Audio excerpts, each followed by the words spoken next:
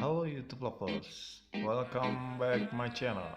Sebelum menonton video ini, jangan lupa subscribe, like, komen, dan share, dan klik tombol loncengnya. Terima kasih.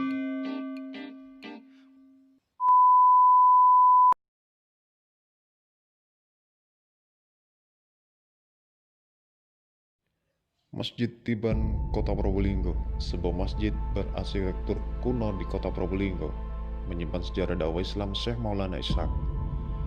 Nampak jelas masjid yang pernah menjadi tempat persinggahan Syekh Maulana Ishaq ini konon muncul secara tiba-tiba tanpa diketahui siapa pembuatnya. Perpaduan arsitektur Islam Jawa dan Cina menguatkan akulturasi budaya penyebar Islam di Pulau Jawa. Masjid itu pun hingga kini masih menjadi buah bibir di tengah masyarakat. Terletak di Jalan Raya Soekarno-Hatta, Kelurahan Pilang, Kecamatan Kademangan, Kota Probolinggo, membuat masjid mega ini mudah ditemukan karena memang berada di jalur pantai utara nasional. Namun demikian, Masjid Tiban Babu Salam terlihat lebih rendah dibanding daerah lain di sekitarnya. Sejumlah warga menyebut karena tanah yang menopang Masjid Tiban awalnya merupakan pantai dan hutan bakau yang semakin lama menjadi daratan. Masjid Tiban yang berada di tepi bawah akhirnya tertutup rimbunan hutan bakau. Warga yang membuka hutan bakau kemudian menemukan masjid ini dan memberi nama Masjid Tiban.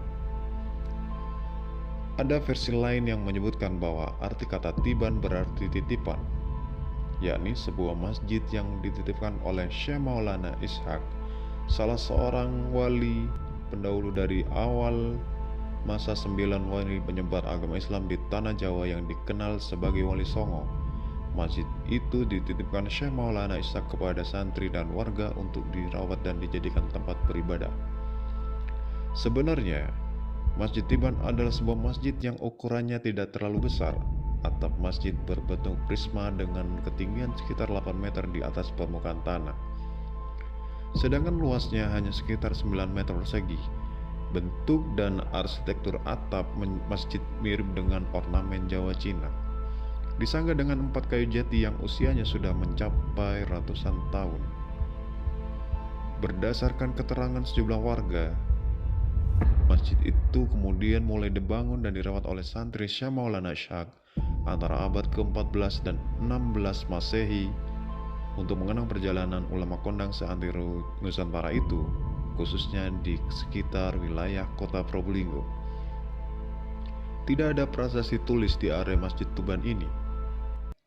Namun, ada sejumlah barang yang ditengarai sebagai peninggalan Syekh Maulana Ishaq. Di belakang masjid terdapat petilasan Syekh Maulana Ishaq yang hingga kini sering menjadi tempat orang memanjatkan doa.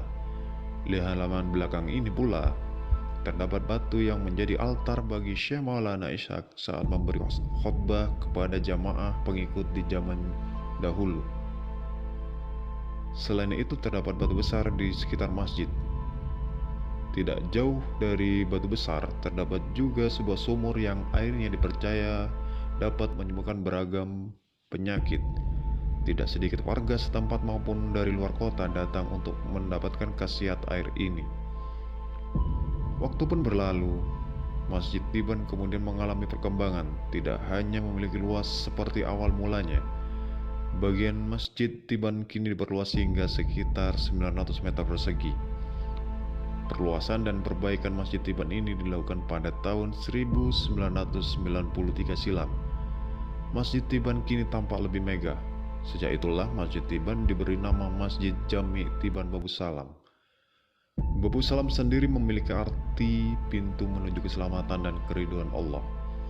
Tak hanya sebagai tempat ibadah umat muslim, masjid ini juga sering dijadikan warga yang sedang dalam perjalanan atau musafir sebagai salah satu tempat bernaung sekaligus beribadah.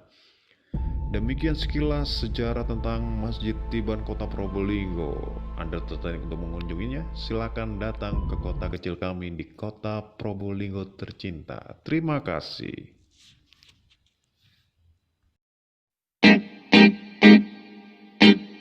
Yeah, yeah, yeah.